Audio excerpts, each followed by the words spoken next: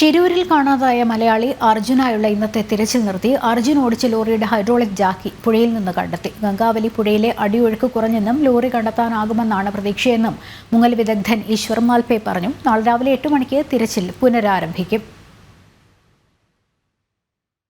ബുദ്ധിമുട്ടില്ല, ഇല്ല, ഒന്നുമില്ല. നമ്മളിപ്പോ ഇത് എത്രയാണ് ആഗ്രഹം അതേമാതിരി ഇടുന്നുണ്ട്. ഒന്ന് തെരച്ചില്ല, മെല്ലെ വെയിലുള്ള സമയത്ത് കുറച്ചുകൂടി കാണാൻ പറ്റും. വെയിൽ എത്ര സമയത്ത് ഒരുപാട് വില ചെയ്യണം. ഈ തെരച്ചിലിന് കൂടുതൽ എന്തെങ്കിലും സഹായം ഇവിടെ ഒരുക്കി തരണം എന്നൊരു ആവശ്യമുണ്ടോ? അങ്ങനെ എന്തെങ്കിലും സംവിധാനങ്ങൾ പുതിയ അങ്ങനെ എന്തെങ്കിലും മൽപ്പയ്ക്ക് ആവശ്യപ്പെടാനുണ്ടോ?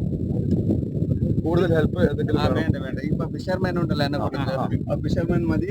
പിന്നെ ആരാണ് പറഞ്ഞാൽ അവർ ചെയ്യട്ടെ, പറവില്ല. നമ്മൾ അവർ കൂട്ടത്തില് ഒരു ടീമായിട്ട് ചെയ്യും, പറവില്ല.